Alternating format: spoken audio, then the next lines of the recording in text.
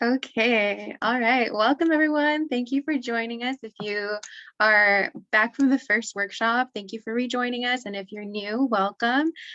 This is workshop 2 of the Anesthesiology Mentorship Campaign that we're so proud of having coordinated under the guidance of Dr. Cesar Padilla and Dr. Mark Zakowski. So without further ado, this is our second workshop, as I mentioned before. And this is about really becoming a healthcare leader. And you're going to hear from really amazing speakers, some of the top anesthesiologists in the country. So we're very excited and we're very proud to present you this workshop. And our 2 speakers today will be Dr. Odi Eji, who is joining us from UC San Francisco, and Dr. Antonio Hernandez, who is joining us from Kaiser Permanente, the Los Angeles Medical Center.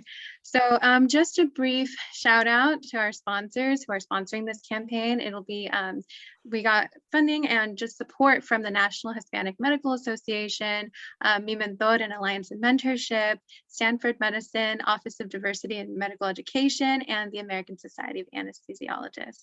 So welcome again, and we can go ahead and go over the agenda for today to make sure we're kind of all aligned with what's going to go on in this workshop. So Joanna, did you want to present the agenda? Yeah, definitely. So good morning or good afternoon, folks, wherever you are calling from. My name is Joanna Gonzalez, and I'm part of the Mi Mentor Alliance and Mentorship Organization, part of the SoCal region. So for today, a similar format to last month, we'll be going over the Anesthesiology Mentorship Campaign. And afterwards, we'll definitely introduce a little bit more about Mi Mentor, just for any folks that are pretty new to the organization. And then Dr. Padilla and Dr. Zakowski will definitely provide information about our team and where we come from, a little bit more about our backgrounds. And we'll definitely hear from our 2 speakers, Dr. Odi Eji and Dr. Antonio Conti. And then we do have a Q&A section. So I know a few of you have shared a lot of interesting, great questions through like the registration form, and we'll definitely be addressing those. If you do have any questions, feel free to chat them or put them in a chat box, and we'll of course address them in order. And then we'll end our session by posting a post-event survey. So that survey is super important because it does provide not only data, but really how we can improve this event moving forward, whether it be certain speakers that y'all are interested in or any feedback that you may have. So without further ado, I'll pass this over to my colleague, Vanessa. Hi, guys. I totally forgot. It slipped my mind to introduce myself. So I'm Vanessa Alvarado. I work alongside Joanna. We're both presidents for the Southern California region programming here at Mi Mentor. We're so excited to have you. So without further ado, I'll introduce a little bit more about our campaign, just to either refresh your memory or to get you acquainted with what we're really doing here.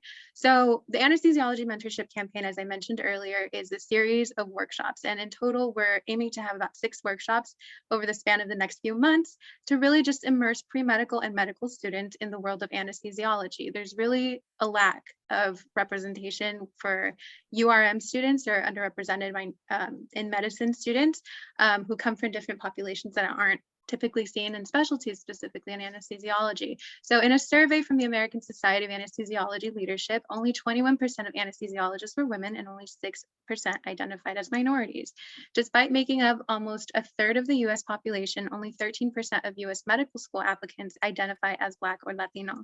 Strategic mentorship of historically underrepresented in medicine, URM, students becomes essential in diversifying the medical workforce. So that's what we're really aiming to do today, to really kind of expose you all to what it is to be an anesthesiologist, as we did kind of in the first workshop, and how to become a healthcare leader if that's something that you're very passionate about, how to become an advocate within that field.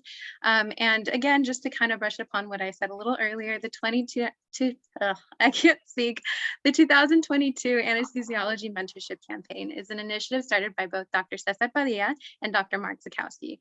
Our project again aims to increase interest amongst URM undergraduate medical students and pre-medical students regarding anesthesiology with early career exposure through a series of 6 virtual webinars and topics related to the field of anesthesiology. And again, we started in January, so if you missed that event, no worries, you're here today, and we will again continue on through all of early 2022 and culminate in a 1-day in-person event for pre-selected medical students. So that's something exciting to look forward to.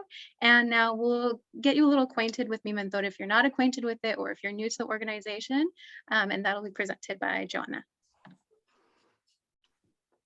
Thank you, Vanessa. So who is Mi Mentor? So Mi Mentor, we are a nonprofit organization, very student-run organization, where we develop and support innovative and inclusive mentoring opportunities to inspire the next generation of diverse healthcare leaders for underserved communities. And our vision is to live in a world where all aspiring and current health professionals have a mentor and can mentor the next generation. So a lot of different ways that we do this is by hosting and supporting and collaborating with other individuals such as ASA to really ensure that you are able to reach out to these mentors and network and get that guidance that you need in your pre-med journey. And thank you so much for being part of this. And we'll definitely be hosting these on a monthly basis. Just to finish off a little bit more about our mission is to develop and support innovative mentorship opportunities that will inspire the next generation of healthcare leaders for underserved communities. And just as a disclaimer, you can definitely hear more about other virtual events through our Mi Mentor Instagram, social media, mimentor.org website. So that's where we promote a lot of these events so that you all can get connected to mentors that can help you in your path and your journey. Okay. So I'll pass the baton over to Dr. Padilla and Dr. Zakowski to introduce a little bit more about us.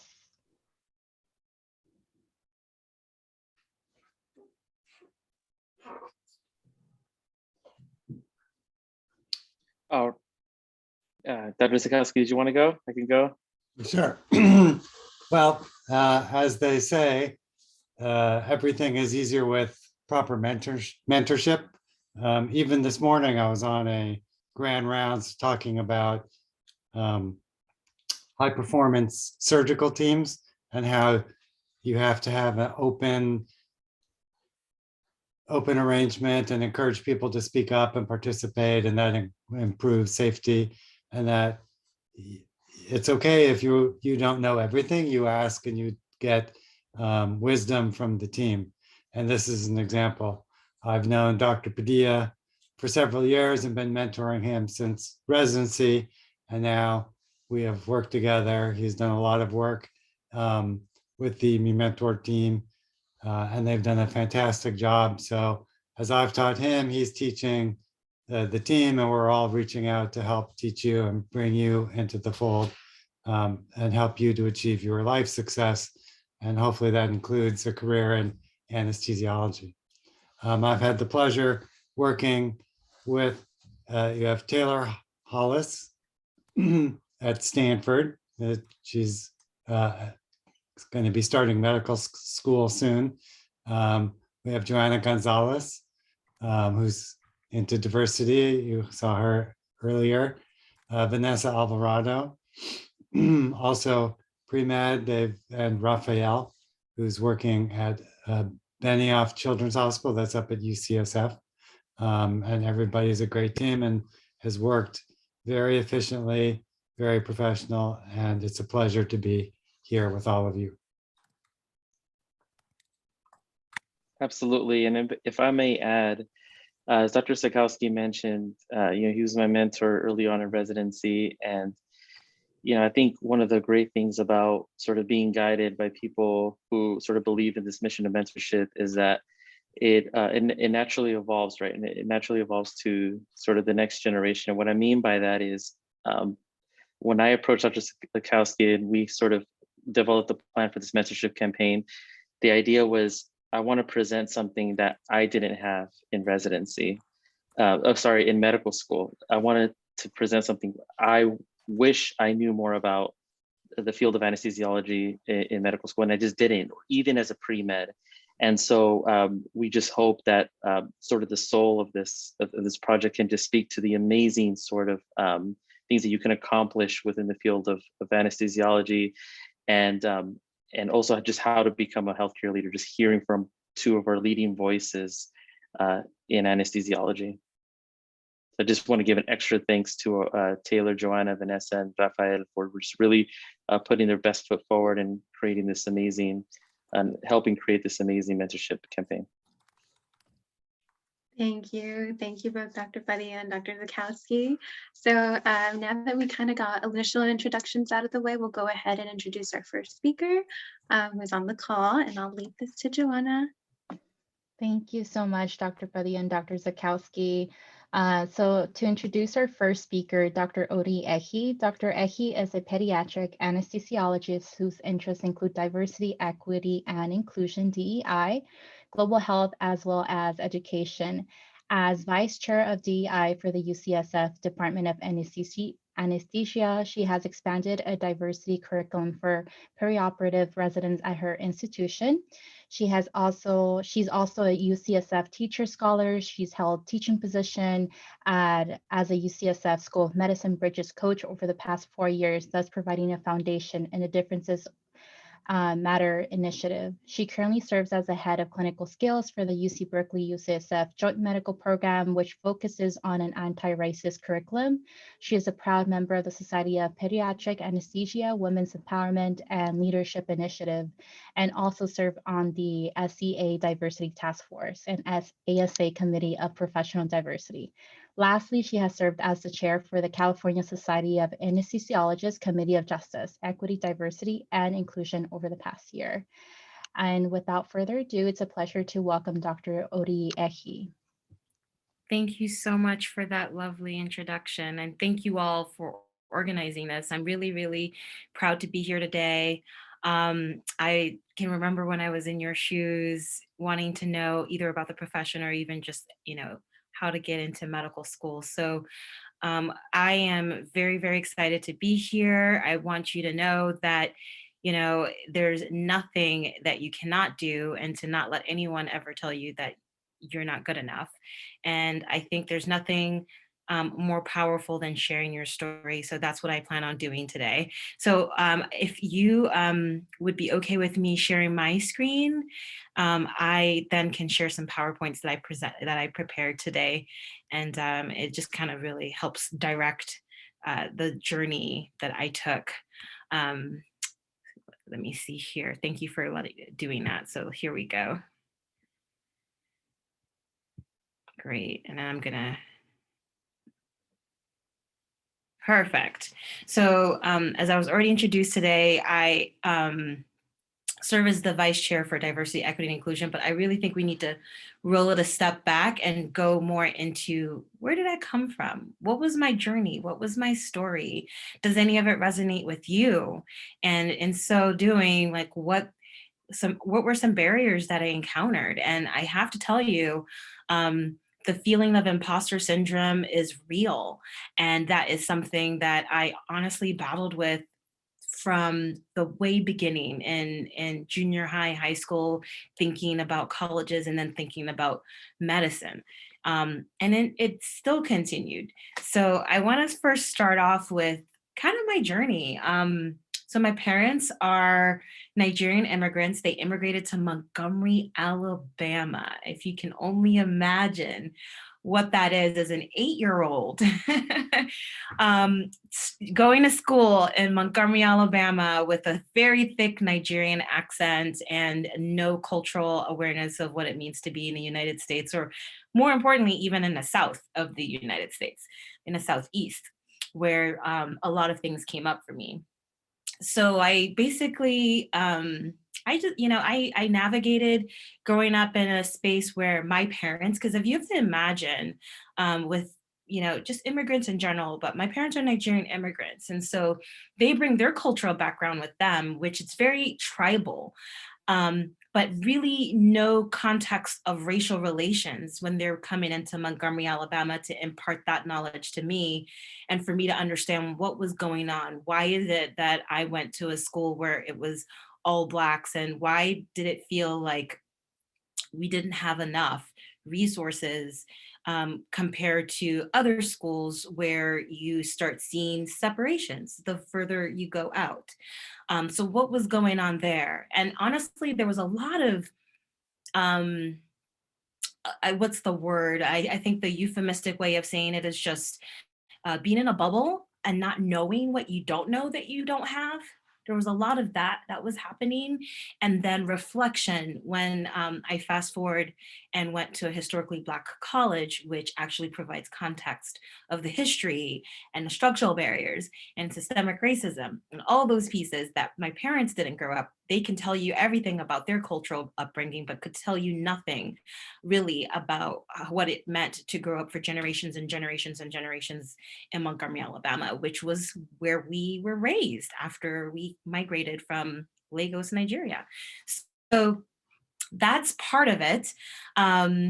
So here I went to Lamp High School. I have right here, there's Montgomery, Alabama, for those of us who don't know. And you know what? It's okay not to know. I didn't know where, Utah was, or all these other states now that I'm much more familiar with when I finally moved to California. I feel like every time I went to a different region, I was a lot more familiar with the states around. So give yourself some grace if you're not quite sure where Montgomery, Alabama is, but we are right in the middle of Mississippi, Tennessee up north, Georgia to the south, and a little bit of Florida right underneath. And so this is a picture of the elementary school that I went to. I actually ended up testing from junior high school getting into a magnet school. So basically you either have a private school, public school, or a magnet school. Magnet school is a subsector of public school where you test into it. So not everybody gets to be part of the school that has a little bit more resources. And so I was fortunate enough to be able to test into it. But then what about all the other folks that that weren't able to come as well too?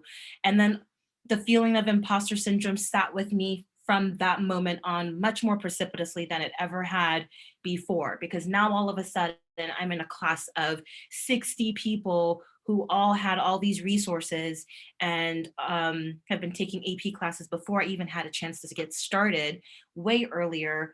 And I am navigating and sitting with my imposter syndrome as I see people who don't look like me in this space as I'm navigating high school. And also, fielding what I didn't know at the time were microaggressions, to be honest. So basically the journey of navigating imposter syndrome, the journey of navigating relationships with regards to your identity and your intersectionality and teachers and guidance counselors, and not even knowing what that word mentorship meant at that time started. And so one of the things I like to always say is that I am a proud member of being a pipeline baby. I started pipeline schools and pipeline internship programs very early on. I was really fortunate. My dad is an accountant. My mom worked at, I don't know if you know what a Shoney's is in Montgomery, Alabama, but it would be the equivalent of IHOP. And so I know everyone knows that. So that's our IHOP equivalent. There wasn't an IHOP back then, but there was a Shoney's. And so my mom worked there. My dad was an accountant and taught accounting as well too. And, he, was very, I think, very instrumental in increasing awareness of what these pipeline programs were, because of it's just the first pipeline program I went to happened to be at this technical school that he taught at that happened to serve rising seniors going, and also folks who are going into college. And so that was my first introduction into that. And it was called the Health Careers Opportunity Program. And so I don't know if you can find a picture of me there, but essentially this is a pipeline program where now you have all these individuals who are interested in science. We don't really know, like I knew at the time that I loved chemistry. I loved, I loved math. I loved a little bit of biology. I thought, medicine sounds really cool. I'd like to try to pursue it, but you really don't know sometimes, when you are in 10th grade, 11th grade, 12th grade, and even when you're in college, you don't know. And sometimes it's okay not to know because that's the journey. that you are on when you're discovering. And we take for granted there are other cohorts of ours who have the experience and have the privilege of having a family member that they may know that they can go to, who they can ask questions. And so there are, so there are other cohorts who have no experience with it. And so we're very fortunate to have this pipeline program that gave us a little bit of a snapshot of what was medicine, and fed our egos a little bit of being able to get into gowns and see what that was, and take a photo with each other and really just find that camaraderie. So that was one of my first introduction into pipeline programs and nurturing my journey into medicine altogether. I was very fortunate into using these pipeline programs to like help battle my imposter syndrome and really get exposed to these didactics, like whether it's in the STEMs, to give you the confidence when you go back to a magnet school or whatever high school that you are in, to feel like you're confident enough to test well, to know the material, and to be able to look for scholarships that would give you the opportunity to go to college and give you the opportunity to be able to finance that. Because again, my parents certainly did not save up for funding my anything past high school. So you're kind of on, for some folks, you're kind of on your own. So you have to figure out what you're going to do afterwards. And so I think by at least having those pipeline programs in place, one of the things that helped me navigate were applying for scholarships and trying to find a way to supplement going to college. And I was very, very fortunate that I was admitted to Xavier University. It's a historically Black college in New Orleans. And at the time when I applied to it, I knew that it was the highest, I think it was the number one at the time of placing Blacks into medical school. And so it in itself was a pipeline program. And so I strongly wanted to go there because I know I wanted that structure that was going to help support me, a way to find mentorship. And so those were like very key pieces. I apologize, just give me 1 second. I'm just going to mute myself as I hear a door knock on my office. I apologize for that.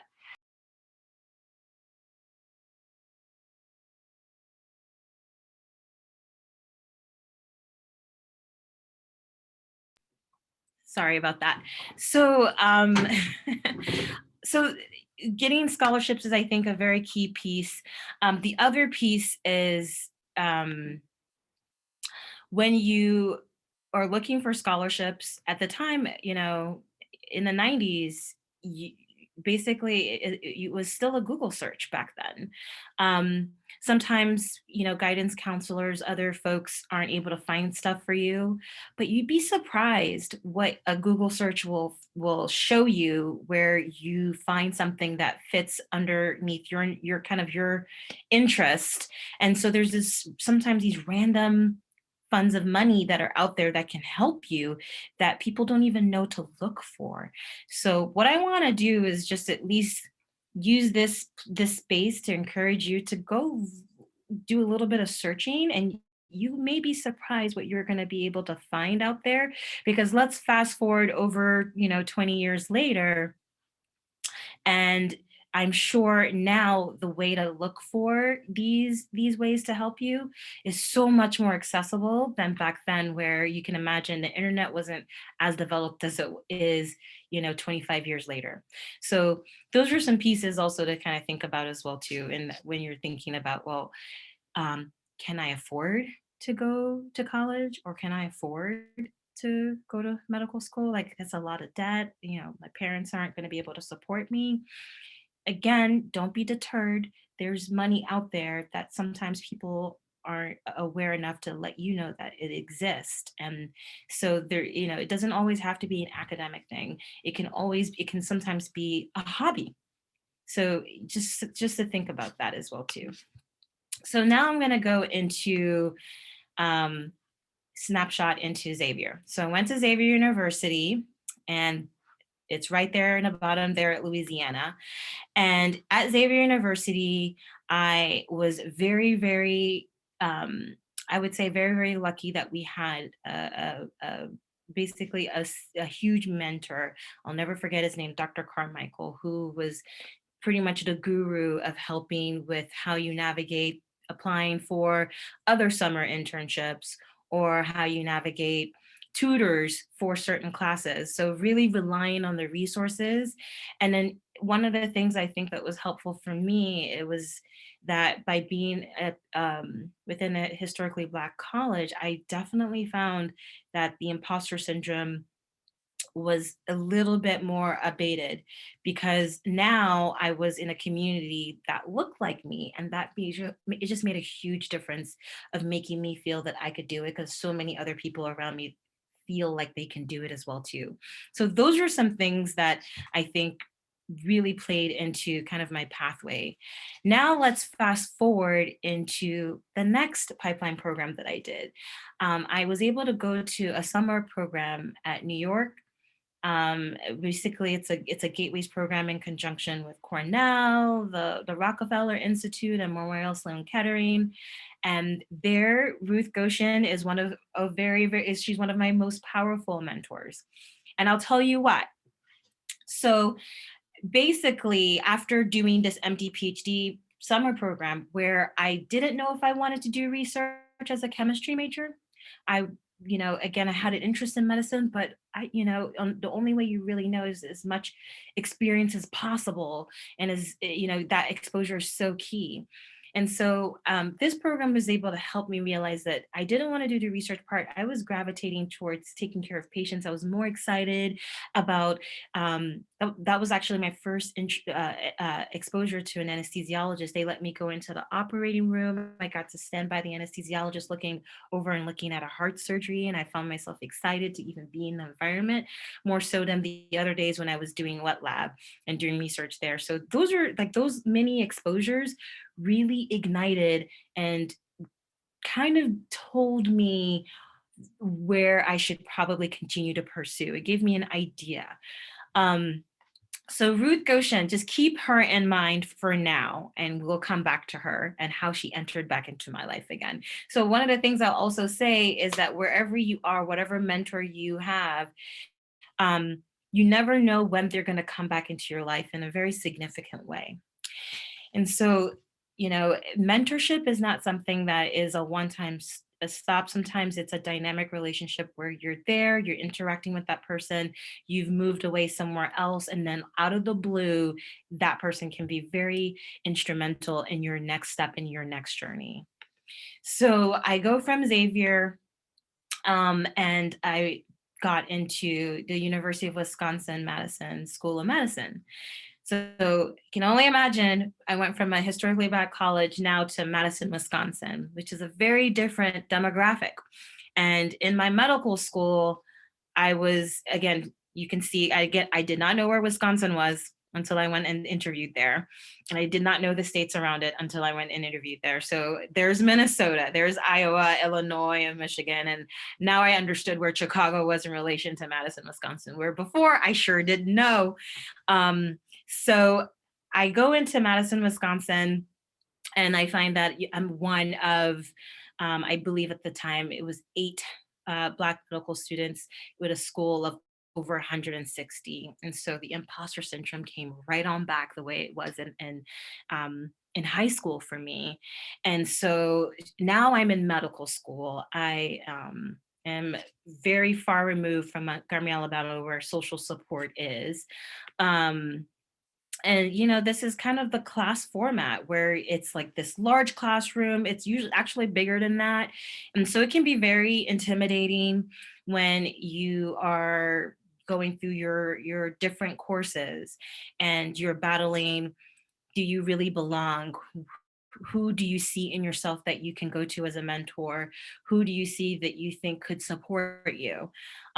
Those pieces were consistently in my mind as I navigated medical school. And to be honest, I got to a place where I didn't want to complete medical school. I was very, very far away from social support, really at this time battling depression. And I struggled to the point that I thought that I wanted to just complete it and I didn't want to practice. And part of why I felt this way is that I would go through my clerkships thinking I wanted to be that physician. I thought, oh, I wanted to do peds. Oh, I want to do OBGYN. Oh, I want to do emergency medicine. Nothing called to me. It was incredibly difficult. No one in my family understood what I was going through. None of my college friends understood what I was going through.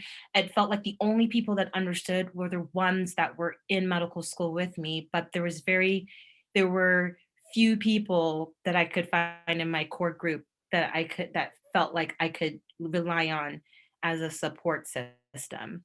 I did find that, but it took time because it was a different environment. It's a lot easier if you're from the state. It's a lot easier if you know your environment. It's a lot easier if people look like you.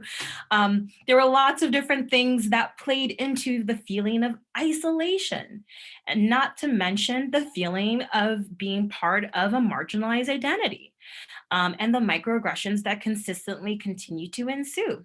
Those pieces were incredibly critical in playing into my psyche of what I could do, if I was meant to even do this, if this was a mistake. This is a huge financial burden. What am I going to do after this?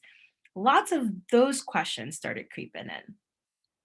And so I then so at University of Wisconsin-Madison, anesthesia is actually it's a mandatory elective. So I did it and loved it, to the point that I was completely blown away. I had already, by the end of my third year going into my fourth year, when so many of my peer students already were, determining what their sub-I was going to be, what they were going to do. And I was at a roadblock. I had no clue. I was expected to come up with a schedule. That when I was expected to come up with a schedule at the end of my third year, that's when I decided I'm going to finish medical school, but I'm not going to enter into the match, and I'm going to take some time off to figure this out. That's actually not a very traditional route, and I'll talk about that a little bit later. So I finished the rotation, ended up loving it, and then decided, okay, well, I'm still going to take my year off. I've not changed my mind. I need time to recoup mentally. But what I'm going to do is align my anesthesia electives towards the end of my medical school career so that it's applicable for my letters of recommendation when I decide to enter the match the following year. And so as I was doing this, and one of the people who were so instrumental in being so supportive of me was my roommate in medical school, who is now a plastic surgeon. She was the one constantly in my ear. So it's hard when you have a contrast of someone who knew they were going to be a plastic surgeon from day one of medical school, and you have someone like me who's like, I'm not quite sure what I want to do. Is this the right fit? We were complete opposites, but she ended up being one of my touchstones because she at least knew what I was going through. She was Sierra Leonean. Her parents were Sierra Leonean, so we had similar identities, similar cultures, and the fact that our parents are from West Africa. So we had some similarities that really bonded us and got us through this. So I had decided, yes, I'll do anesthesia. This is what's calling to me, but I need a balance. And so I reached out to Ruth Goshen from Gateways at Cornell because if I remembered her, I knew I wanted to go to New York. I sent an email. Now, mind you, I did that probably, so 11 years, no, sorry. So 7 years later, after very little contact, I sent Ruth Goshen an email saying that, I'm going to take a year off. I'm going to look to do research in anesthesia. I'm not entering the match. Do you know who I can talk with?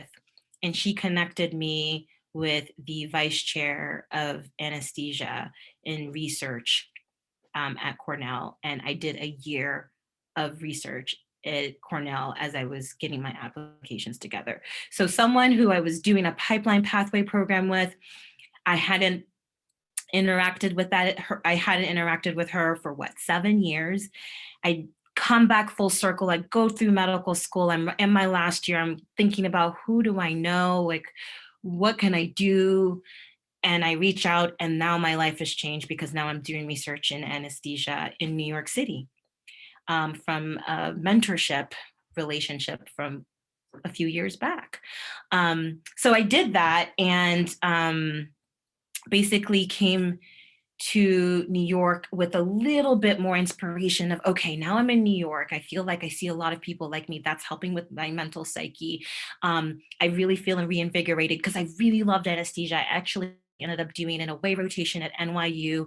I was hard working at being a sub-I at that hospital that I had anesthesia residents vouching for me. Oh my God, she has to come. She has to come. She needs to come to NYU. So I matched at NYU. So let's fast forward to NYU. So I matched in my #1 spot for anesthesia residency. I loved the environment. It's so important. It's so interesting how when you're motivated, your mental psyche is balanced, you can bring your best game, how things can work out for you, versus when there's lack of social support, all these other structural barriers, how much more impactful it can be in your trajectory, right? It literally manifested in just like that for me. So I go to NYU. I was very, very fortunate. And thanks again, that's Ruth Goshen coming back again. So with one mentor, I go to NYU. This was the other resident who was so motivational. She had been finishing up her CA3 year when I came in as a 4th-year medical student, and then proved to be a significant mentor for me because she was someone who lived in New York, who had gone through this. She had done the anesthesia residency. She knew what I was going to be going through within NYU and could provide that motivational support whenever I had obstacles or I had any barriers that I came against. So having a mentor who'd gone through it, who I saw myself in, was so critical in that regard. And now comes my next mentor, basically Corey. So Corey Scher comes into my life. He, by my CA2 year, he had come in from Mount Sinai as a faculty member. I remember he was just so uplifting. One of the first attendings to ask me, well, what is it that you want to do? And I was like, I think I want to do peds, and really was so instrumental in making me feel like I could really go for it. It wrote me an amazing recommendation letter. I matched at Stanford for pediatric anesthesia fellowship. And here I am at UCSF. Now, who are my current mentors? I have Denise Davis, I have Renee Navarro, so Denise Davis is an internal medicine doc. I have Renee Navarro, who's the vice chancellor of UCSF for diversity, equity, and inclusion, and happens to be an anesthesiologist. I have Santiana Roman, who is an endocrine surgeon, and I have Julianne Sosa, who is the chair of the surgery department, all now my mentors as I've gone through the journey. And I have to tell you, mentorship continues to build. Mentorship doesn't stop. And so that to me has been an incredibly critical part of my journey as we speak about healthcare and leadership, and the motivational aspect to getting to where you are so that you can really reach your potential. So I'll stop there. I've talked a lot, but I really thought it was important to share the vulnerable parts of my story so that you know that, one, if you are encountering anything similar to that, you're not alone and you can still make it. So I'll stop there because if I don't want to run out of time, and I'll leave it for questions and answers.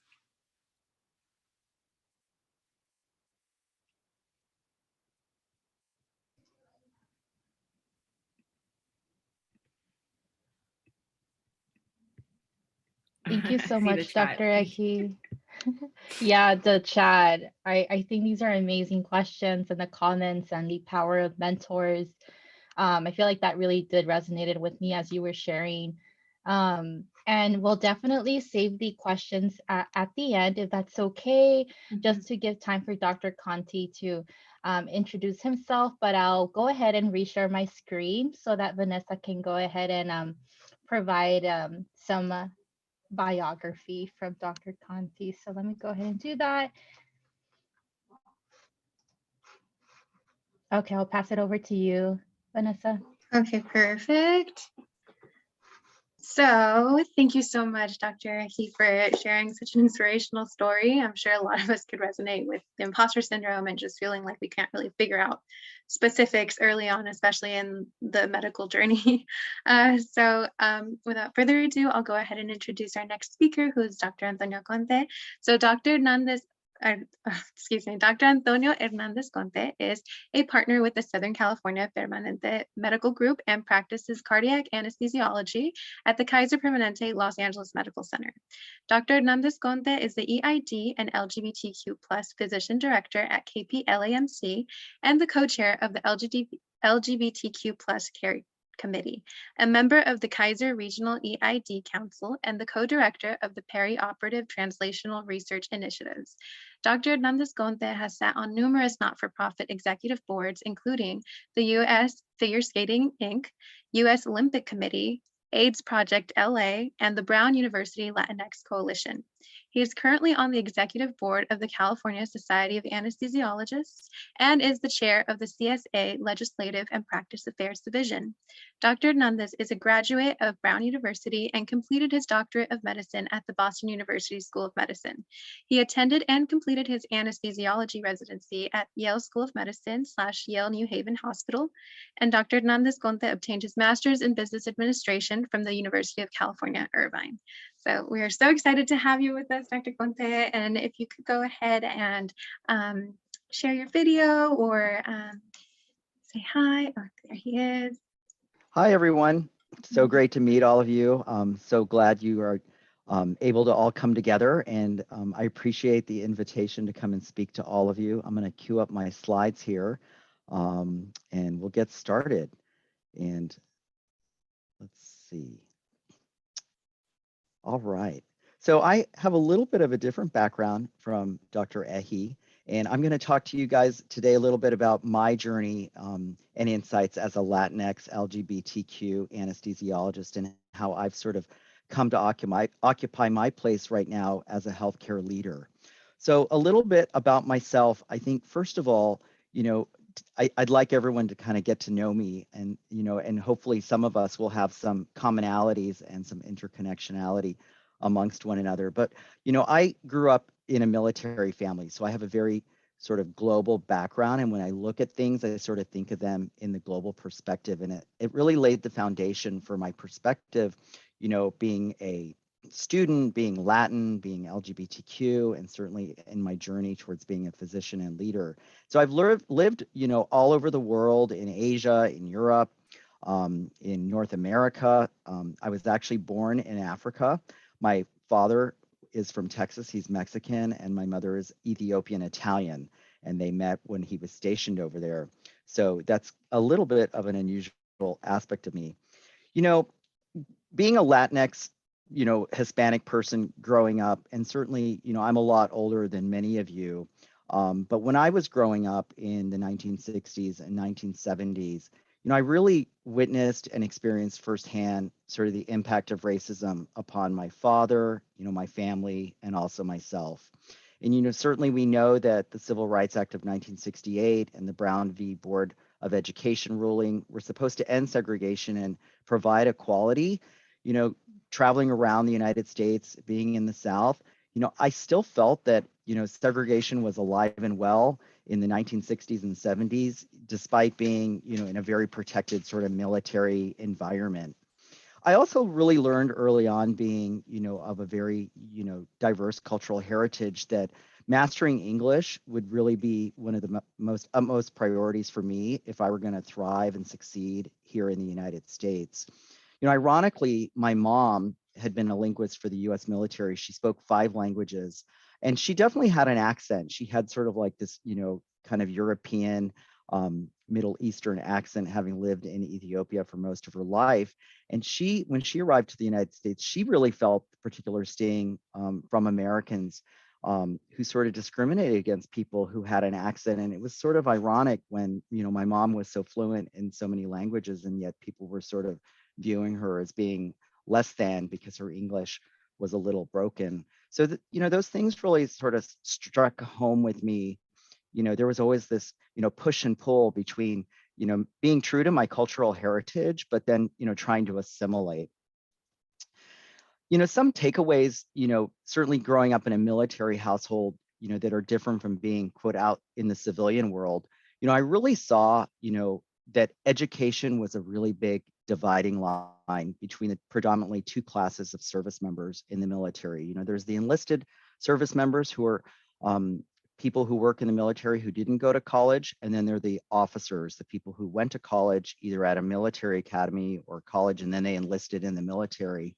And, a lot of this sort of dividing line or segregation was based entirely on education, and where you got to live and eat and socialize on the base was really a function of your rank, which was, directly a function of your education.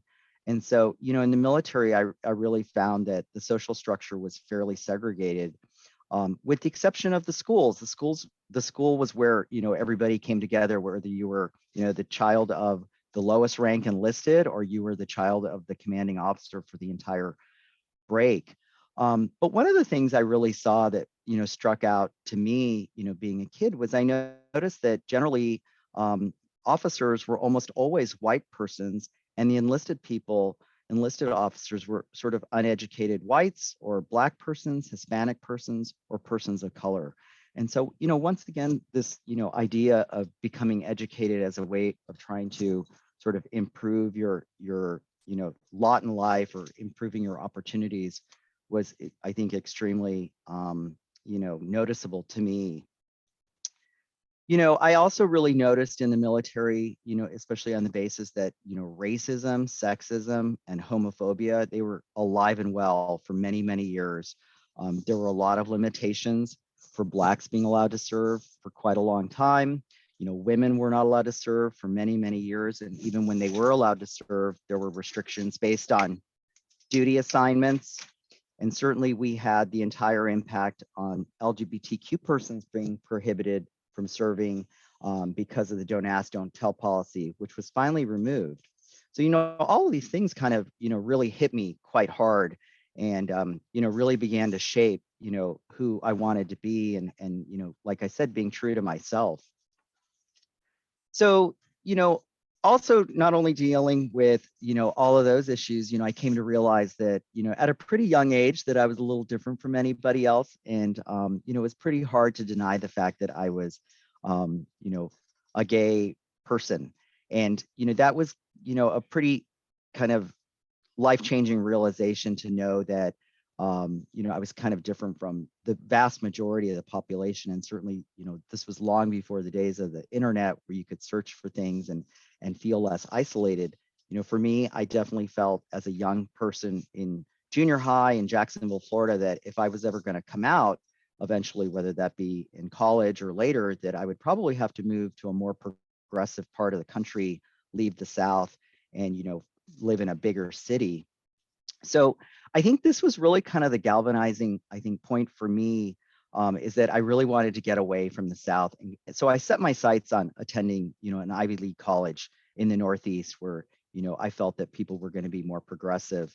But, even despite all of that, I continued to experience, overt discrimination in medical school and even in professional employment, wherever that would be. So, geographic, location doesn't necessarily preclude, us from experiencing racism, sexism, LGBTQ, homophobia, what have you. So it's always kind of difficult, even now.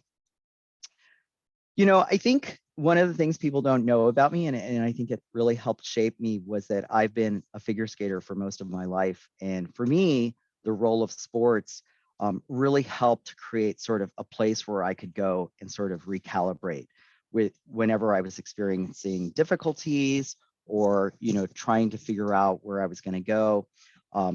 Figure skating was a place for me to kind of go and kind of, reset, deal with stress.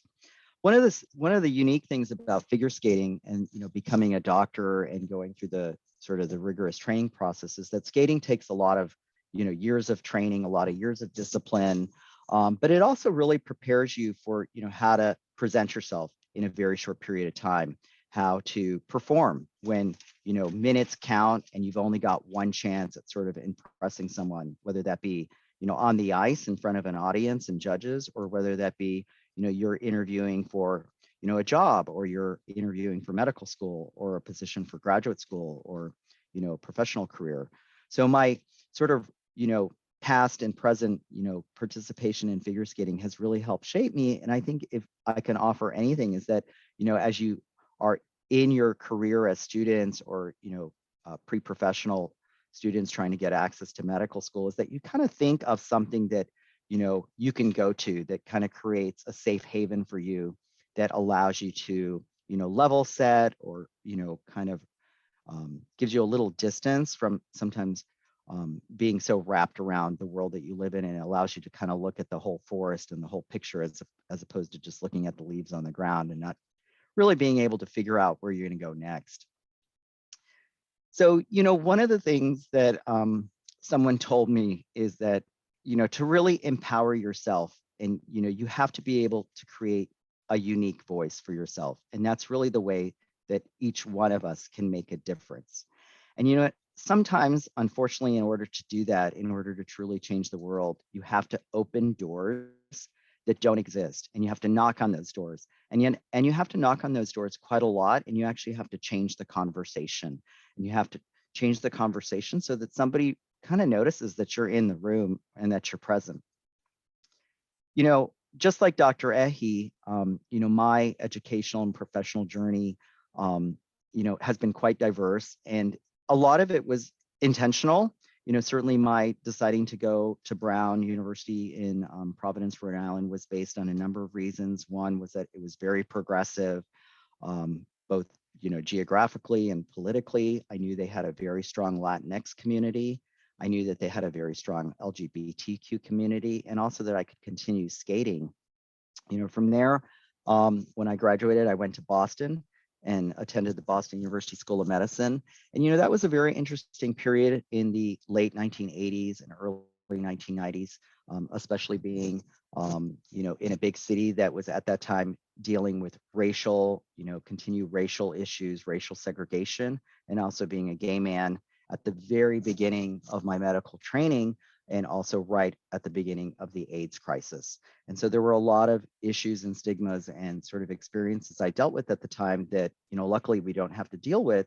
But if there's anything I can say, is that now, the pandemic that we've been kind of undergoing for the last 2 years, there's been a lot of similarities that I think the entire world has had to deal with, that, as a gay man, we dealt with back in the late 80s and early 90s, and what it meant to be, as a target sort of group that was at risk, from a viral pathogen that caused a pandemic of sorts.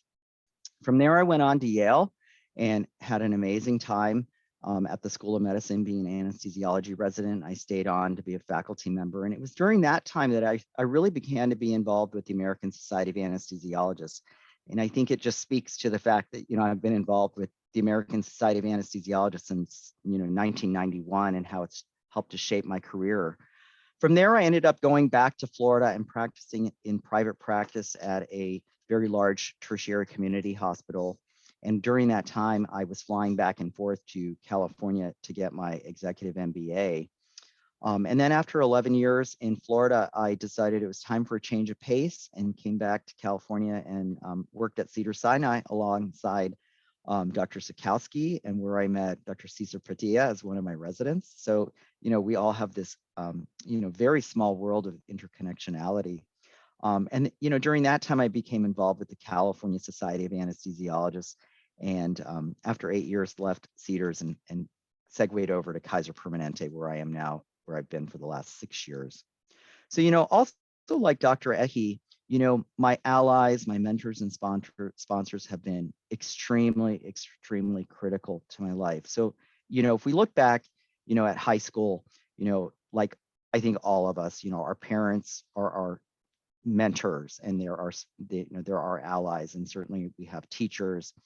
I was part of a massive pipeline program that really began in junior high school. I was identified as a, talented Hispanic student. And so I was funneled into a chain of programs that helped sort of expose me to a wide variety of, academic and artistic programs. And I slowly made my way over to medicine.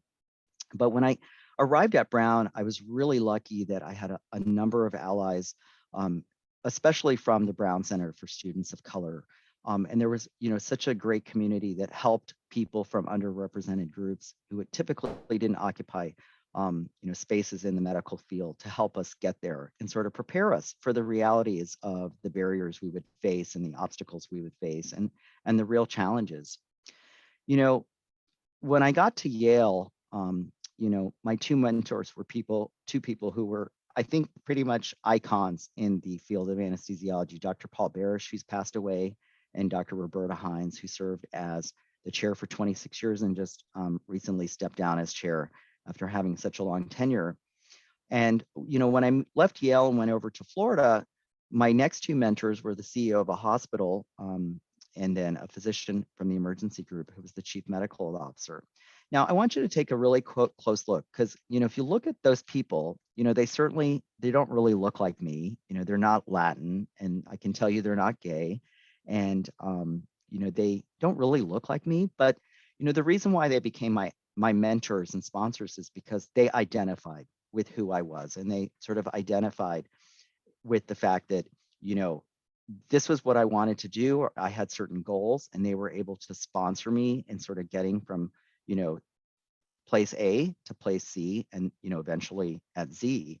And so, kind of the take home message, when you start to look for allies, mentors, and sponsors is that they don't necessarily have to look exactly like you. They don't have to be exactly like you. But the most important thing is that they do have to believe in you, and they do have to sort of fundamentally, believe that you have talent and that you're capable of accomplishing everything.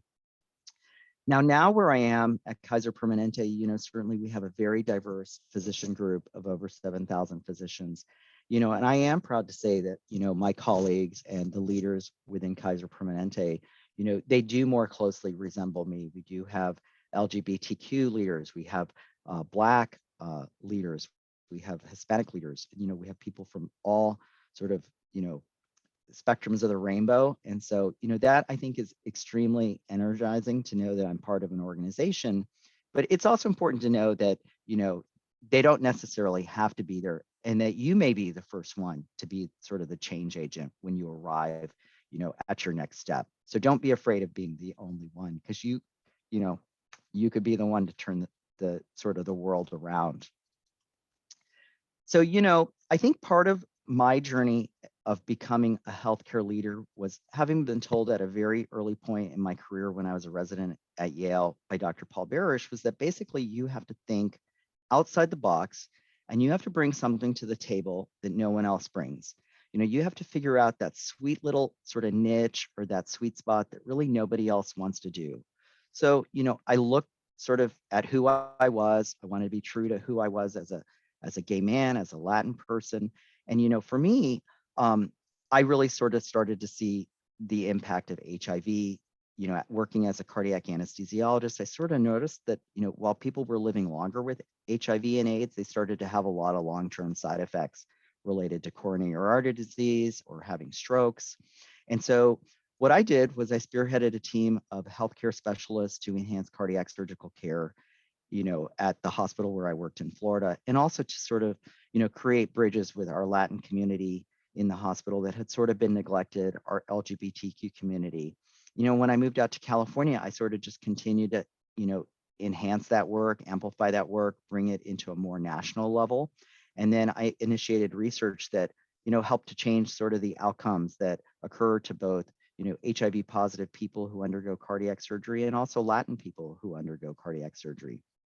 So I'm really proud of that. But, it really comes back down to, really looking at yourself introspectively and then thinking, what makes you different isn't bad. What makes you different is really great. And you need to really sort of think about how can you take that difference and, bring something new to the table.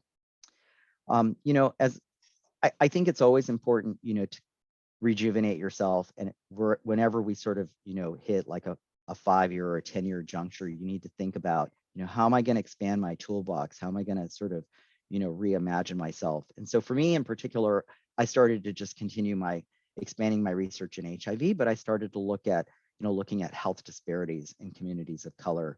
And, working at the Los Angeles Medical Center at Kaiser, this was something that, I deal with on a daily basis. So it was kind of something easy to do, but once again, not a lot of people were doing it because frankly, the majority of people don't really look like myself. They're not Latin, or they're not Black, or they're not LGBTQ.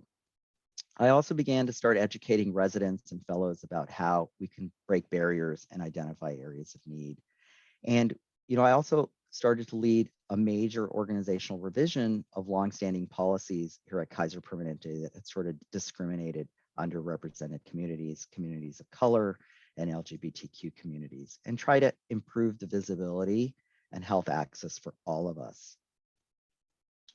So, I think it's really important that we work towards eliminating healthcare disparities in all communities of color. And it's really important that, we all have a place at the table. But, unfortunately, if you don't have a place at the table, and you're able to represent your community, you oftentimes get forgotten. So regardless of who you are and where you come from, always knock on that door to try to have a place at the table so that you can have representation. Because if if you're not, as we say, if you're not at the table, you're just not going to get dinner. So just some parting thoughts from me as a Latinx LGBTQ physician leader, I'd say is to, own and embrace your own unique identity, be proud of it. Just understand that, your school or your organization, your community, your immediate family, they may not necessarily be ready for you, but, you need to be ready for them. And so just be prepared to carve your own path. As I said, you need to knock on doors and more doors, identify allies, sponsors, engage others as much as you can. And really importantly, I think for all of us, because we all come from such diverse and unique backgrounds, is to look for hidden opportunities and sort of value propositions that no one else sees. And no one else sees because, they're often overlooked by the majority. And just remember, you don't need a title to be a leader. And actions speak extremely loudly. And if you don't, act, you don't speak loudly, you're just going to be relegated to being, in the silent class. So just some parting thoughts. Amanda Gorman was the poet laureate at the 2020 inauguration, and she was the youngest poet laureate ever. And I always like to end with a quote. And so, the quote I'd like to leave all of you with is that there is always light if only we're brave enough to see it, and if only we're brave enough to be it. So with that, thank you. And I'll open it up to questions from everybody.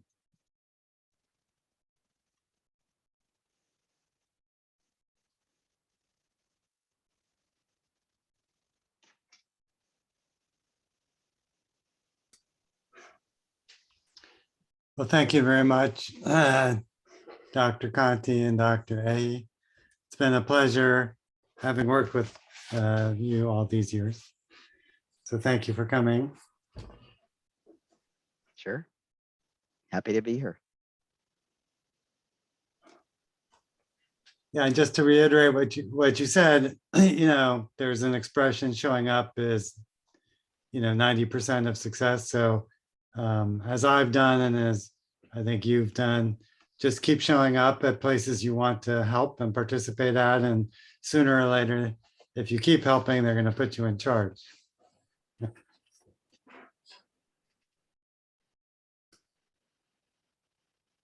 So do we have any questions from the group? We'd love to hear from you. They do have some some people submitted questions ahead of time. Great. So, yeah, I'll go ahead and take over on that. And we could just start off with one of the first questions. This could go towards both you, Dr. Hernandez and Dr. Ahi. What are the joys and challenges of anesthesiology you guys have both kind of run through? And feel free to answer, whoever wants to answer first. Dr. Ahi, you go first. I'm a pediatric anesthesiologist, so you can imagine that the joy of taking care of a kid is, I honestly, I don't know what is better than that. They are the cutest bunches, so vulnerable, so innocent. And so it makes you feel privileged to be able to take care of that population. Um, Challenges of it is that, again, they're the pediatric population. So when they want to um, have, what's the word?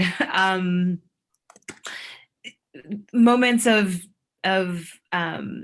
decompensation. It happens fast.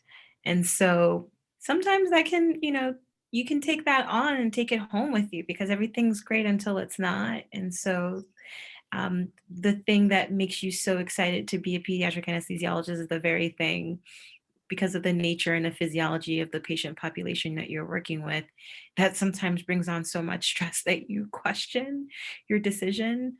And then, then you take care of your next kid and you're again reminded and it's validated that you've chosen the right field. So I would say that one of the ways that you would know that is just from your day-to-day work, how your work makes you feel. Like if you feel like you're doing something that is giving back and you feel fulfilled in the sense that you're doing something good and you get a lot of joy out of it, that's a really good sign.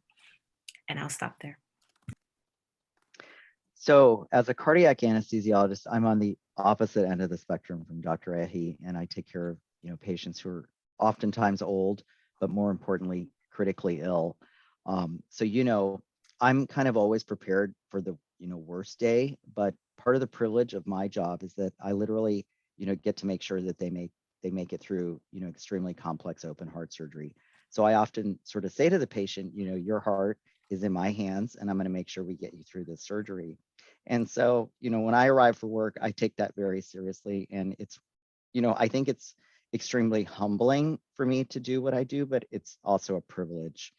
I think also too, as I alluded to in my world in cardiac surgery, it disproportionately impacts communities of color, Black communities and Latin communities. And I always, wonder, after all these years, I've been a cardiac anesthesiologist for 27 years, I continue to wonder why, it's still the same patients in front of me on the table and why has nothing improved. And so, for me, as sort of, something that hopefully I hope I'm making a small dent in, I always try to think of ways that we can continue to improve the care of our, communities at large and try to, kind of minimize and, sort of, decrease the number of people who show up in the cardiac operating rooms who are, from my communities. It just, it's just frustrating, and we still haven't made much progress of it. And, some of it is, systemic. It's just kind of permeates through our society through things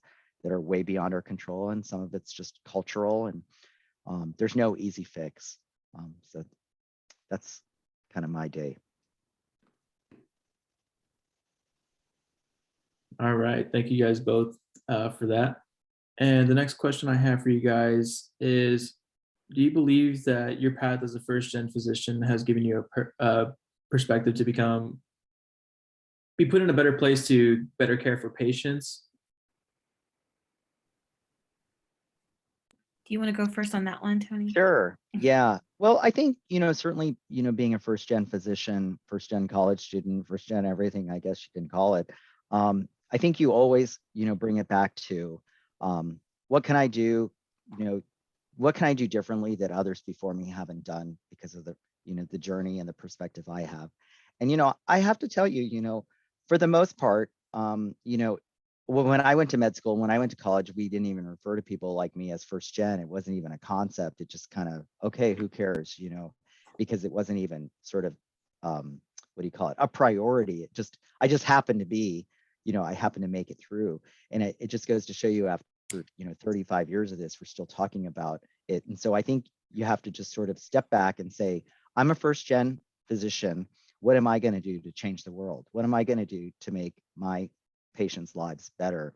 And so I think if you use it as a touch point to ground what you do, it'll always serve you well. And so I always look at, you know, kind of it as, what can I do, having always been the underdog, not kind of being part of that club, or, you know, my patients not having had access to meds, or not having access to, you know, things that would have helped them, you know, stay well. You know, I always think of it in that way, like, what can I do to change the system, even if it's just a little bit. And then for me, when I kind of think about, you know, my day to day, I was also just busy looking at one of the advocacy questions. I skipped ahead. I'm sorry. But and I may just kind of like bundle it together, if that's okay. What it prompted me to think about was, wow, you know, it does make a difference, as someone who comes from that background. When you take care of patients that one see themselves in you, I think that makes a huge difference. We already know that there's studies that are out there that show that that patients are are taken better care of by physicians who identify within that background. The importance of cultural understanding, the importance of feeling like you can trust someone, I think is so critical in garnering that privileged relationship within the patient and yourself. And so huge in that they feel that they can trust you and actually then adhere to instructions that you're giving them. And so that's one piece. I mean, you can even just easily look at one of the studies that looks at Black neonatologists and the evidence behind Black newborns receiving better care from Black neonatologists, as evidenced by a decreased mortality rate among that group. So the evidence is there. And when I think about representation, I think kind of to what Tony was speaking about, and I was just kind of thinking about advocacy already. You know, when you think about how you better serve your patients, just today, as I was interviewing a potential applicant for faculty here at UCSF, one of the things that I thought that was incredible is their role within clinical informatics and what they are doing with the social vulnerability index and the social deprivation index with their health disparities research, and how that can, you know, so just the nature of what you're doing and what you're highlighting. And already we're having conversations about what we can do here at UCSF to ping those populations so that we can do a better job of making sure that we're intentional with them. And so these conversations just start, sometimes they happen, and not to say that they don't happen among other demographics, but I think that these conversations tend to also be very prominent and very passion driven within the population that you serve, because of you belong to that community. So you want to see the difference and you have those conversations. And so I would say that, you know, that's just an example. I sort of answered that other question, and I'll stop there. I have another example, so I can always answer the question with another example. As well, I'll volunteer and step in a little, to just make the distinction. There's advocacy every day for the patient you're taking care of, whether it's your relationship to them or helping them get something accomplished from the system that they need. So there's advocacy for the one, which teaches other people as well to advocate for all your patients.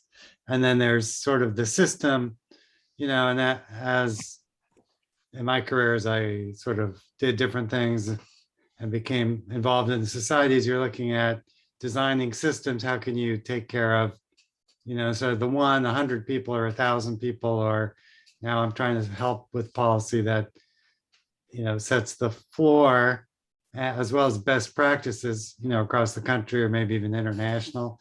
And so those are all forms of advocacy. Or the CSA, I know Dr. Conti, as well as myself a few years ago, dealt with sedation for dental procedures and, pediatric dental sedation in the office, and that there were some adverse outcomes and some very sad deaths that should never have happened. In theory, that should never happen. So, and there are politics in Sacramento and all that. So there are many layers at which you can advocate for your patients.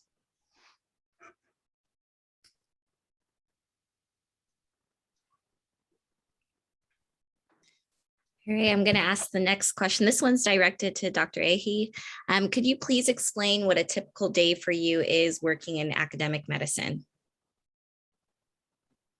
So now it's definitely different. Prior to this, so when I took on the vice chair role, I had stepped down from the Bridges coach position because I thought that was going to be too much admin work and too much, I love teaching medical students, but I was trying to be very conscientious about that. But then the role of being the head of clinical skills and developing curriculum for the medical students within the JMP program came up, and getting to build a curriculum with an anti-racism focus, I could not say no. So now I am a lot less in the OR. Last year I was in the OR probably, I would say 50%, 50 to 60% of the time, and now I'm in the OR 30% of the time. 30% of my time is meetings with lots of individuals within our department, within the hospital, on different committees that really play to the vice chair role for diversity, equity, and inclusion, because it is the entire department. It's over 80 staff members, it's over 80 nurse anesthetists, it's over 250 faculty members, and it's over 80 trainees. It's a huge department. And so basically finding leads in those different or I would say subpopulations that can help also cater to the needs on those levels, so that then we just make sure that we address everything that needs to be addressed. There's that, and then the other admin hat that I wear on a day-to-day academic medical week would be that 20% of my time, so every Tuesday, I am in meetings with all the JMP, like the executive committee within the Joint Medical Education Program. That sometimes involves the dean with Catherine Lucy, and then also with the mentors who will teach the clinical skills curriculum after developing the curriculum. And so there's a lot of behind the scenes curriculum development work with that anti-racism focus, which means a lot of meetings with the different curricula within the other parts of the medical school to make sure things are aligned, meetings with deans to make sure that we are also meeting those requirements as a separate entity from the School of Medicine. And then just also meetings with students, as an advisor. So there's that hat. And then there's also my hat with health equity as well too. So there's less time in the OR and a lot of Zoom meetings, and a lot of sometimes in-person meetings that are happening.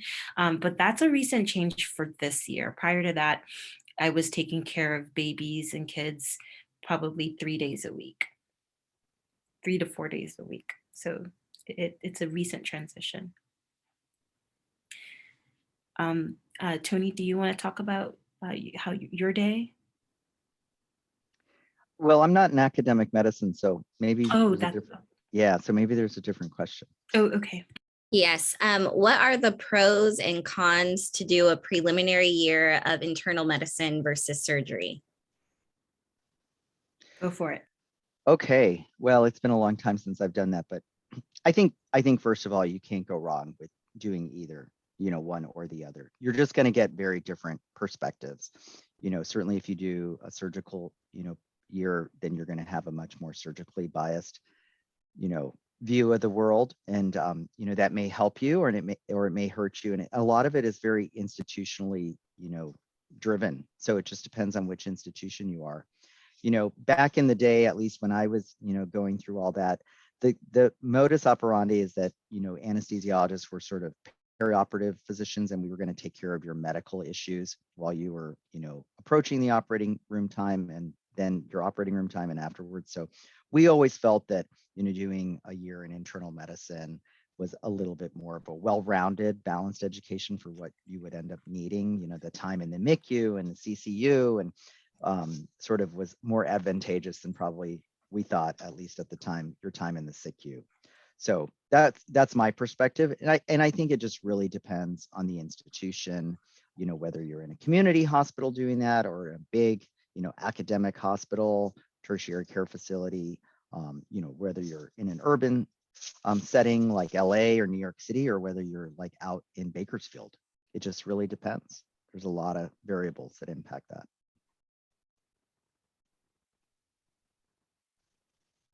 All right, thank you both.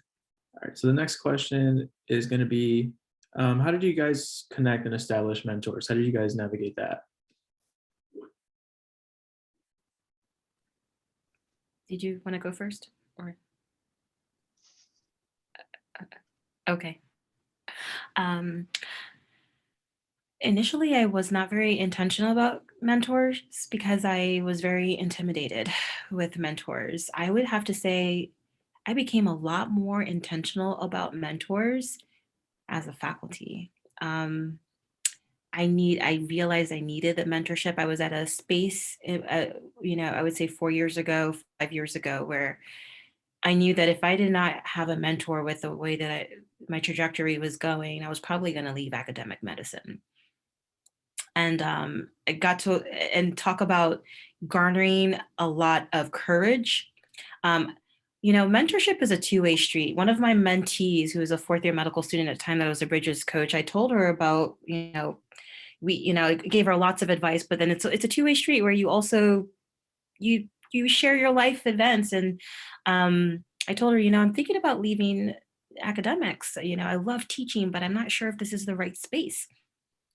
And she really motivated me to speak to the dean. And I was like, I would never speak to the dean of our medical school. And it was because of her that I did. So I created a meeting with the dean, and basically sat there and asked for mentorship advice. It was like, this is what I want to do. I'm not sure if this academics is the right field for me. I don't know how to navigate this. We're lucky that our dean of the School of Medicine is a Black male, and he sat me there and created time for me, which I was stunned, and gave me really incredible advice as to how to navigate the academic world, which no one had ever done since I'd been at UCSF, frankly. So huge transitional and pivotal moment within my academic career. Before you know it, I was a lot more intentional about seeking mentors. One of the mentors I did not include on here was Dr. Eric Goosby, who used to serve within the White House under Obama, who ended up being one of my mentors within health equity. And was just so critical in confidence building, what I need to do, what the next steps were. It was seriously a moment where I realized that we really have to be so much more intentional about the way we navigate our mentorship, and not to be fearful. Be very intentional about what you want out of that mentorship. Not every mentor is going to fit all hats. So you should have different mentorships and different relationships in your mentors to really cultivate the best aspect of that mentor for what you're looking for out of that relationship. And just reach out, and you'd be surprised how they'll make time for you if you have you don't waste your time, and you're very intentional about what it is that you're seeking from them. What advice is that it is that you're seeking? They will answer it. They'll make the time to answer it, versus I just want to talk. That people are busy.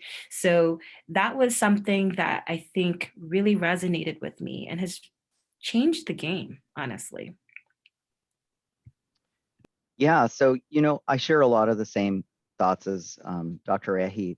I think, first of all, you know, you have to think about sort of your next step and finding a mentor who can help guide you to the next step. But you might need to think actually a few steps beyond that, because especially in medicine, you know, we have a lot of sort of, you know, we hit one step and then we've got to get to the next step. And, you know, it's like literally, it's like a 20-year, you know, cycle to get from here to there. And so, you know, I think look immediately around you for people who have the same interests as you, but they're in that next step, sort of that immediate next step, and that they can help guide you and be like, kind of like your big brother, big sister, and, or, you know, even almost a parent in that way. But, you know, to really, I think, be truly successful, you have to really figure out, you know, who you want to be, or, you know, where you're tracking towards, like a few steps away, and to identify someone that, hey, you know, he looks like me in terms of what he does and what his career looks like and where he practices. And so I'm going to reach out to him, or I'm going to reach out to her. And, you know, like I said, they don't have to look exactly like you or be exactly like you, but they occupy, you know, that position or that role, or that, you know, what you envision yourself to be, or kind of something, you know, it might be that there's a couple people who are kind of, I want to do this and I want to do that, but I want to bring it together. And so you might want to identify those people. You know, I think one of the big things, you know, like Odie said, is you really just have to be fearless. And fortunately, I was actually never afraid. I think growing up poor, Latin, and gay, and then being a figure skater, I was never really afraid of much of anything. You know, you can, you know, throw me down on the ice and I'll be right back up jumping and spinning. So I was really never afraid of just knocking on doors. You know, they tell me no, knocking on doors. I'm not interested. You know, you're not who I want to mentor, blah, blah, blah, or whatever excuse they give you. And you just keep knocking on doors. But I think you just have to keep looking. And, you know, a lot of it is, frankly, it's word of mouth. It's like things that you're participating in right now. And, you know, like you can call me or Dr. Padilla or Odie or Dr. Zakowski and say, hey, you know, I kind of had this idea. Can you help me? And a lot of it is just, you know, you're 1 degree of separation away from somebody who's going to help you get to that point. And, you know, the reality is we live in a really, really small world now with Zoom and, you know, the internet and everything, that you're literally just a phone call or Zoom call away from having a mentor. It's more just trying to reach them and just keep expanding your circle of people that are in your, you know, student life and your professional life, and just kind of put it out there. You know, it's kind of like just put it out there on Facebook, on Instagram or Twitter, or, you know, however you communicate. A lot of times that's how we find mentors. Even, you know, myself, like I find people that I want to collaborate with on projects. I go to LinkedIn, I, you know, kind of look at their profiles, things like that. So, you know, just be creative.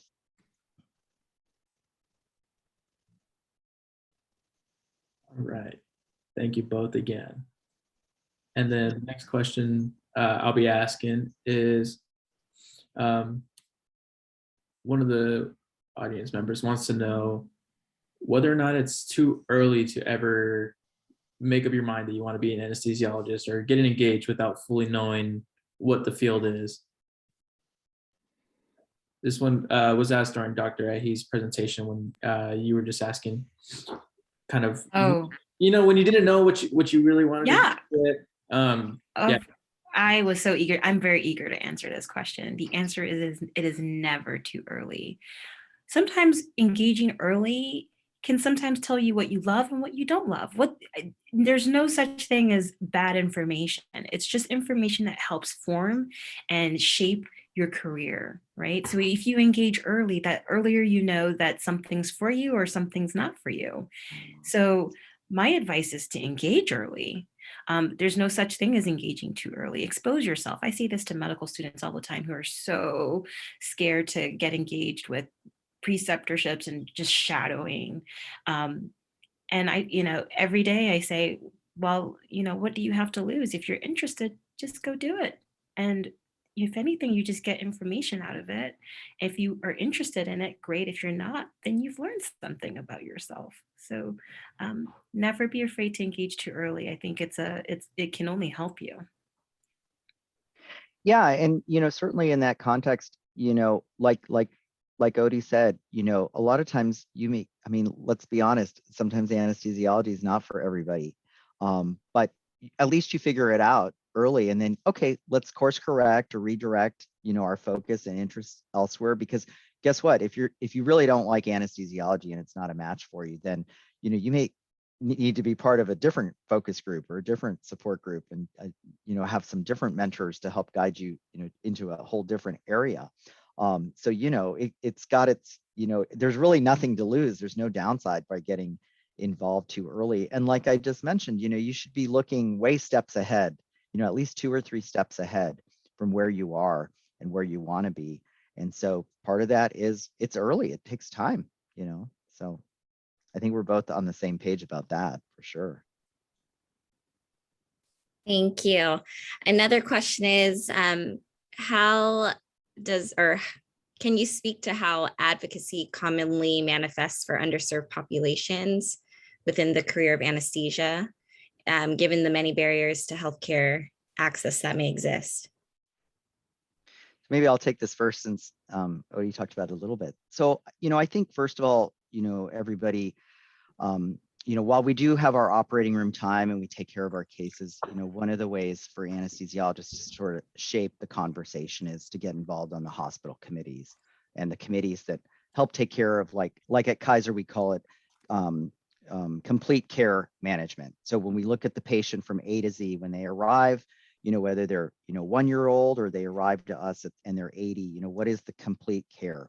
So being an anesthesiologist, you have a lot of opportunities to serve on committees, on groups that help look at a lot of these types of issues that on the surface, they may not necessarily say, disparities or health disparities, but, usually at the end of the day, it boils down to, people who get sick.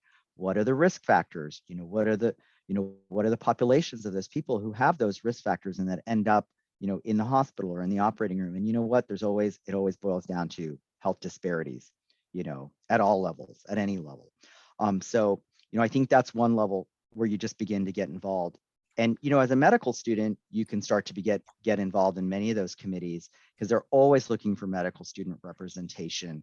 And so once again, you just kind of need to knock on the door and figure out where those committees are. Now, I kind of look at, I work at Kaiser Permanente, so we have 7,500 physicians.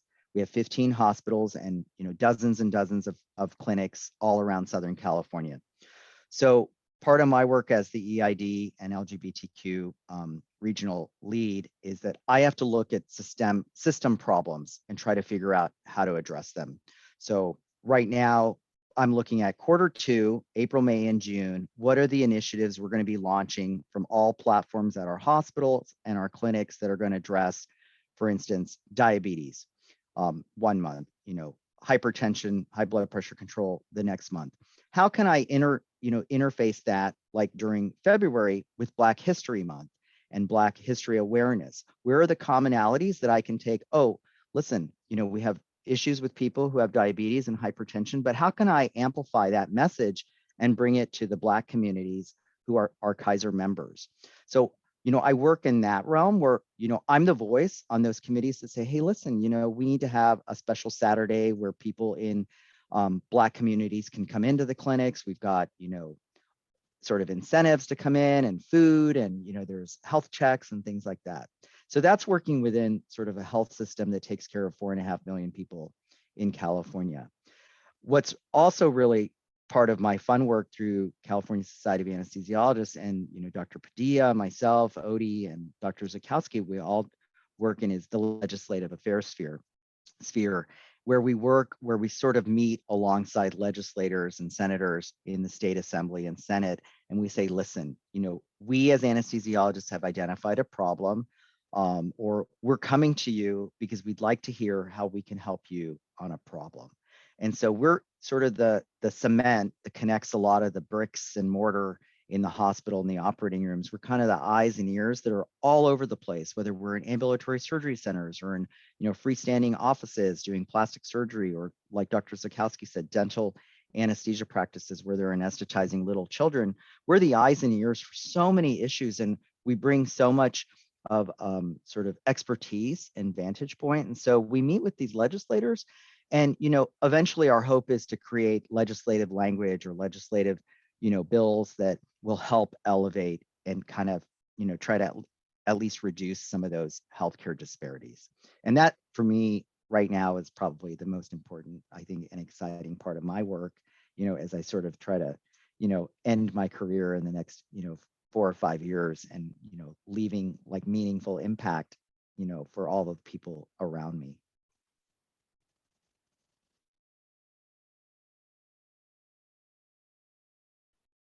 Dr. Ahe, did you want to follow that question or?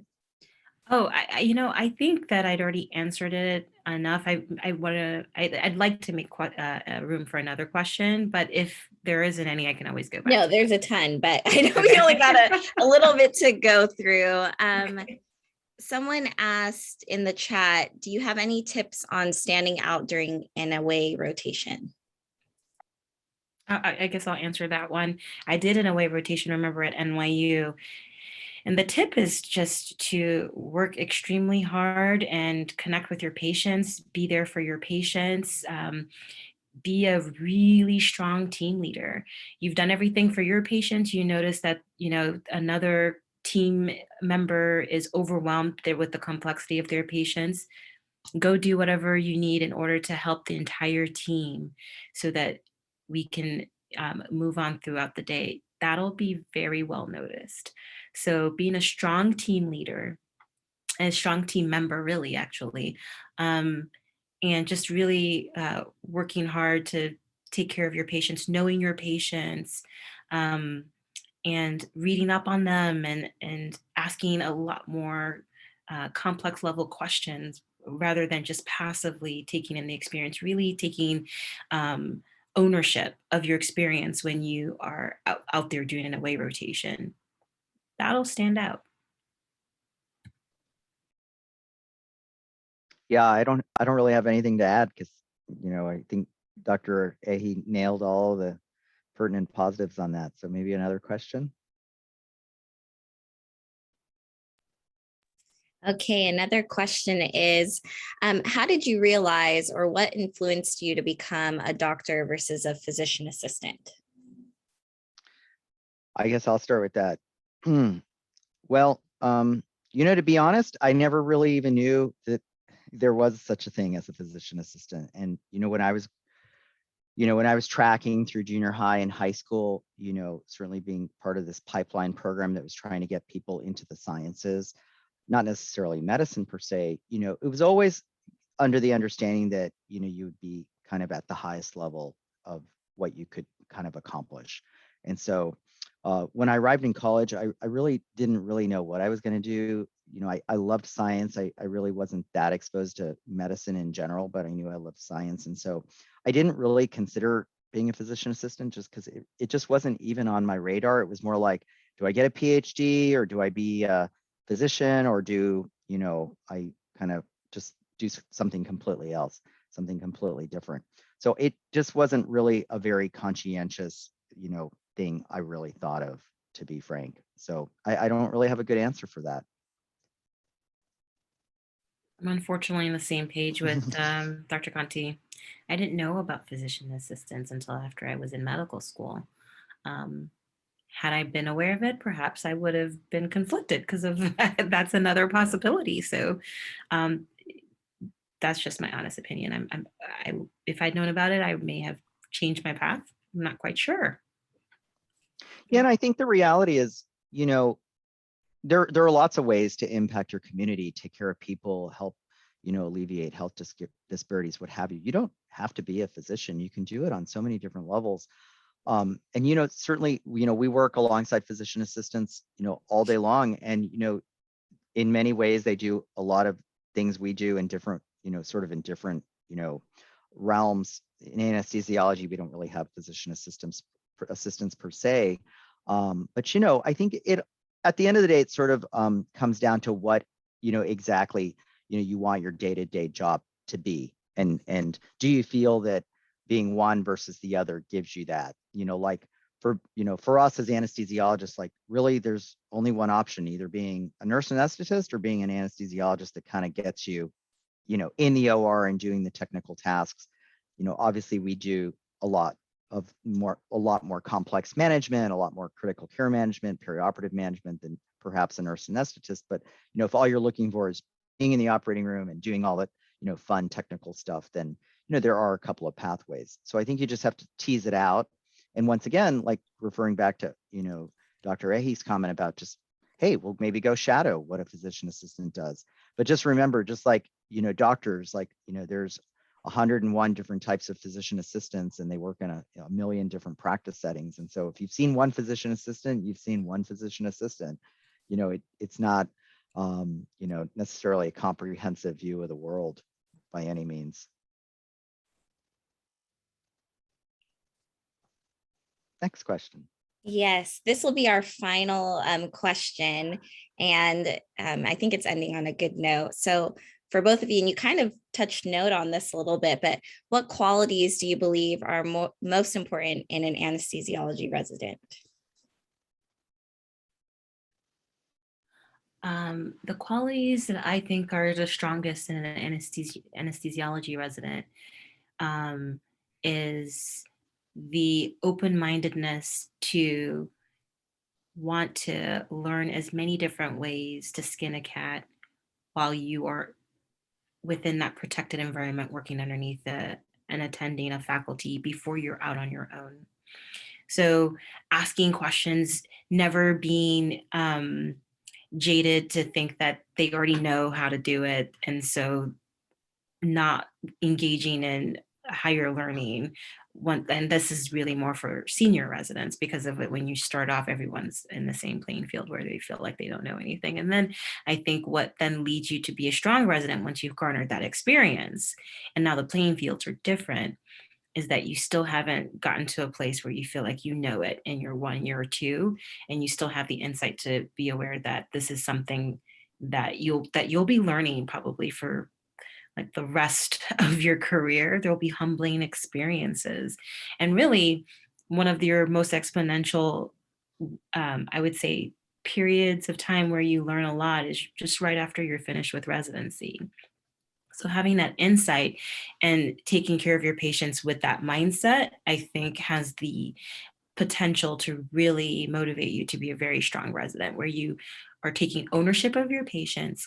You want to do the best that you can in taking care of them, but then you also are aware that there are many different ways to do to provide good care, and taking notes and synthesizing what's your best way as you weigh the pros and cons of everybody's experiences, because there's so many different ways to skin a cat.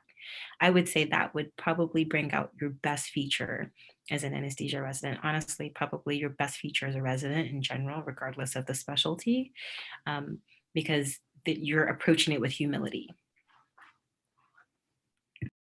Yeah, so I certainly, echo the part about, being humble and humility, because there isn't a day that goes by or a week that goes by that something doesn't happen in the operating room and you're just like, oh gosh, it's like you think you know everything, but you really don't know everything, and you have to sort of be ready to course correct. And wait, it's not that you've made a mistake, but you have to acknowledge that you're constantly self-improving and self-correcting and course correcting. And for me, it sort of boils back down to being an athlete, and being a competitive figure skater, is that every year I have to course correct, I have to learn new things, I recognize that just like in medicine, there's new regulations, there's new rules, there's new protocols, there's new expectations of what it is that makes you a good anesthesiologist, a good physician, a good team player. There's always kind of constant change. But I think what's also important, to really understand is that you have to be comfortable being humble yet confident. You have to be comfortable sort of being a performer in the operating room, because what you do, they are technically difficult things. They are performance skills, and a lot of times those skills have to occur under pressure. And so, you have to sort of have this fierceness to you that, listen, it's like, I can command the room if there's a critical problem, and I can take ownership in the same way that, like, I can command the arena and take the ice and make people, be like, wow, like that was really beautiful, or he skated great, or whatever. But, in the operating room environment, while you're humble and you're constantly learning new things, there are situations, that happen, constantly, where you've got to just take the lead and be the performer, be confident, but yet still, interfacing with your team, taking all that information, making, changes, interacting, being, constructive and positive through the whole thing. So, for me, that's I think the challenge of it all is always learning something new and kind of recalibrating, whether it's day by day or week by week or year by year.